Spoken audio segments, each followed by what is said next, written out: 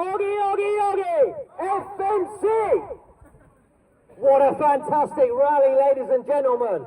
What a turnout. Let's have a big round of applause for all the farmers. And give yourselves a hand as well. Thank you very much for braving the elements, coming out to support us today. It means a lot to us that you're here sharing the concerns that we have for farming and food security in this country. Because I'll tell you now, we are in a mess and we have got to sort it out very, very quickly. We are in hard times, ladies and gentlemen. There's no doubt about it. I feel it, and I know you lot feel it too. But if we look after each other, we watch each other's backs, we can and will get through this. And we'll make it through to brighter days, even after this kind of rain.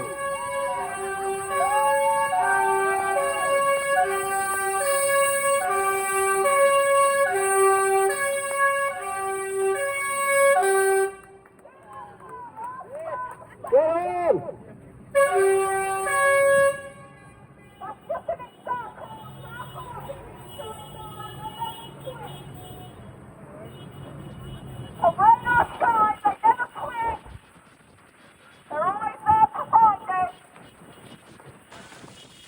You can't rain on the parade of FNC. It's water off a duck's back as far as we're concerned. We're here to defend British farming, and we're here to defend our food security. Come rain or shine.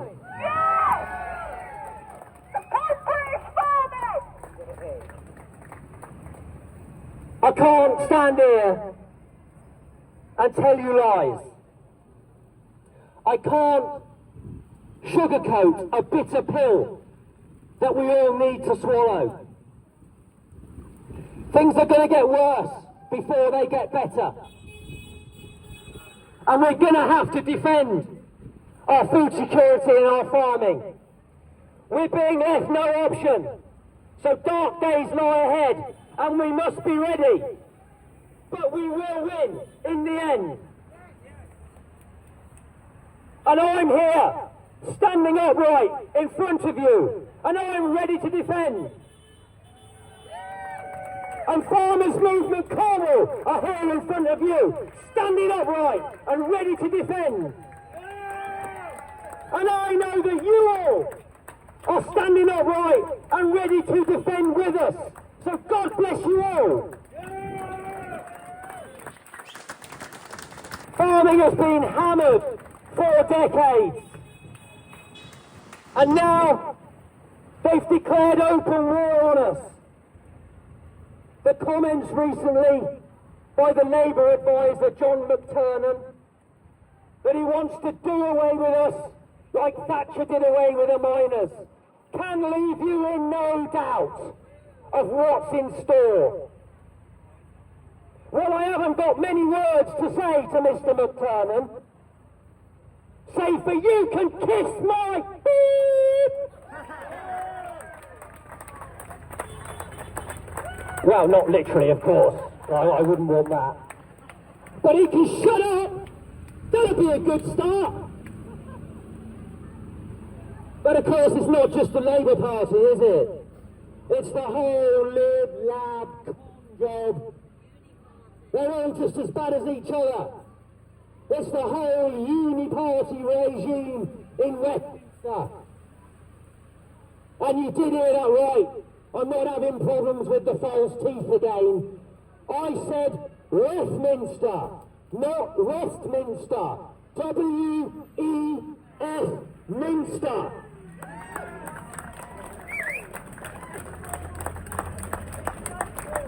So if there's a few amongst you who are not part of the farming community and you're perhaps wondering what all the fuss is about, then let me give you a few factoids to put you fully in the picture. We now only produce around half the food we eat. Just let that sink in for a minute. That's actually quite shocking.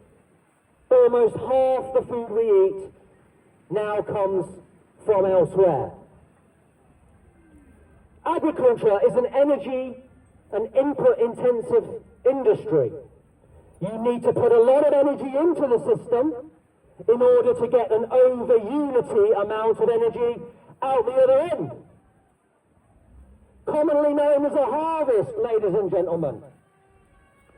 And these are vitally important input resources for the growing of our crops.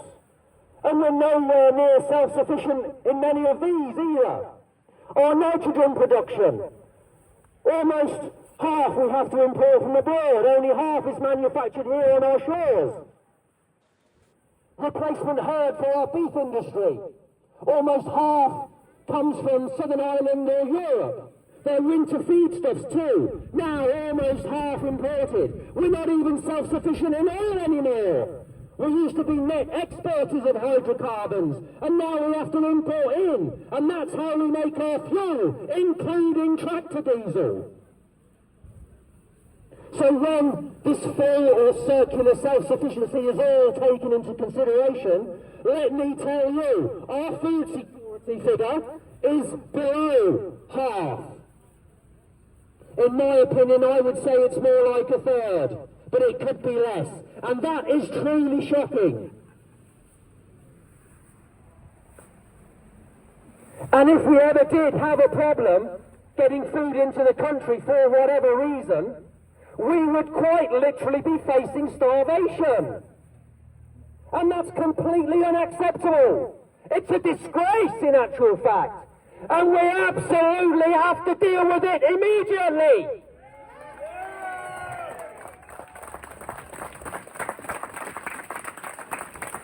Our native food production, and by that I mean the amount we grow every year, of the amount of food that we consume, of crops that can be grown here in the British climate. Down from 95% in the mid-1980s to 73% today, a fall of almost 6% a decade. And there's no excuse for this.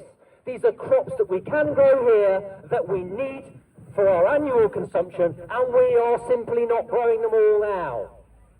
This is agricultural outsourcing, pure and simple. We're losing farmland at a rate now 10 times more than just a decade ago.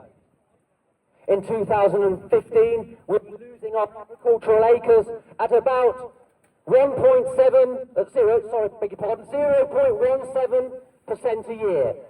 Last year, we lost 2.3%. That's actually a 13 times increase in the amount of farmland that we are losing to development within a decade. Farm profits.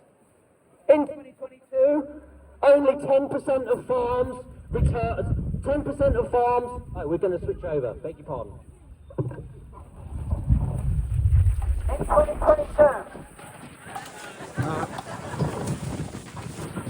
Microphone's better.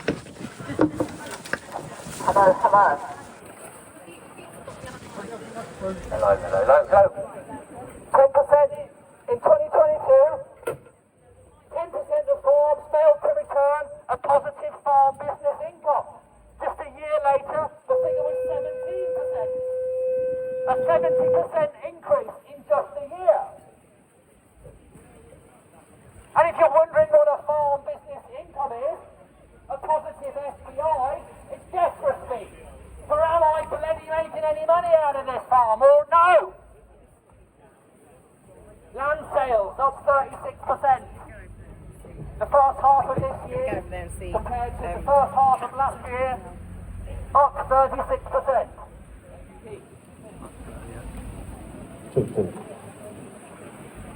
And more concerningly, a higher number of large farm blocks for sale in those figures, indicating that more whole farms are going for sale. Now, does any of this sound like it's good news for our food security or not? There's been a war of attrition against farming for nearly 200 years, arguably since the repeal of the Corn Laws in 1846, save for a brief period of price protectionism in the post-Second World War period with a minimum pricing scheme and a deficiency payment scheme. But ever since then, it's been open borders globalism all the way, and we've been expected to just suck it up and get on with it.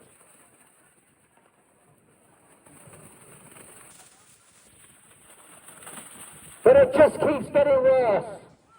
And then the greenies all came on to us.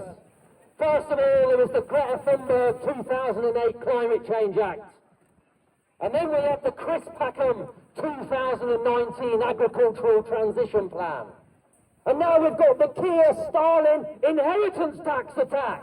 And I have zero compunction in using that word, because I tell you right now, it is nothing less than an attack. And it's nonsense about the fat cat argument that they put forward. We're only doing it to tax the fat cats. Utter nonsense. James Dyson has got 33,000 acres of land. Our larger arable farms are 1,000 acres. It's an order of magnitude above that. 33, 40 times the big landowners. So their case that's saying it won't affect any farmers, hardly any farmers, is utter nonsense. The threshold is way too low. It needs to be 30, 40, 50 times what it is. Anybody with a 3-bedroom farmhouse and much less than 150 acres is going to get taxed.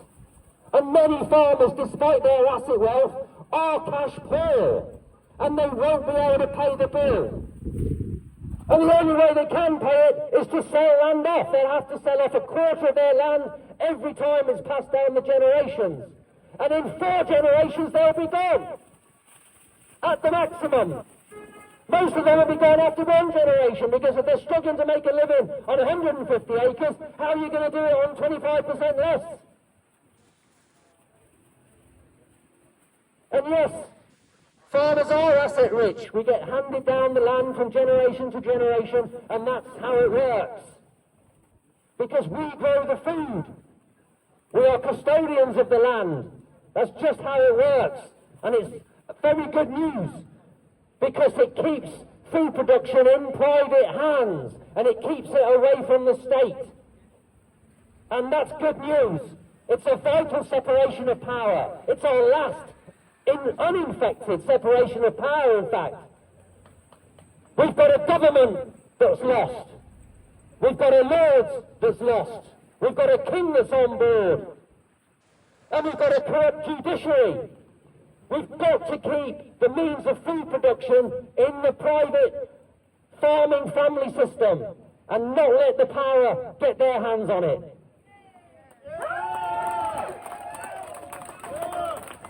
So it's not about the budget, ladies and gentlemen. It's not about 5p on this here or 5p off that there. It's a constitutional change to the nature of our country. That's at stake. And for those who've been unable to resist this in the past, whether it be under the brutal rule of Mao or the brutal rule of Joseph Stalin following the Russian Revolution in 1917, the people have suffered, and they've lived to tell the tale, if they were lucky. And the 5 million Ukrainian kulaks who died, and the 5 million more who were sent to the Siberian gulags, leave us nothing at all to know that this is bad news for us. We must fight this, we must resist this. And I'm here to do that, and Farmers Movement Cornwall is here to do that. And thank you all for listening, and thank you all for coming here today. Thank you for coming. Don't forget, if you're being come to the William Pub, just off past Kids. I'd like to say come and try out, but, you know, I think that's going to take some time. We're all pretty wet, so thanks for coming. Come and join us at the pub. One last thing before we go. We must realise, I must emphasise this point, it's very, very important. We are all in this together. We have to know this. Man, woman, the young, the old, the working class, the middle class. It's vitally important to know that the 1%, they don't care at all about this. The only thing they care about is the final and total subjugation of us all. So it's time to stand behind the red, white and blue. And if you eat, this involves you. And there's only ever been them against us in this fight. So get up on your feet. Town and country unite. Thank you, ladies and gentlemen. We are Farmers Movement Cornwall. Try and find us on Facebook. Try and find us on the website. God bless you all. Have a safe journey home, and thank you very much for coming today.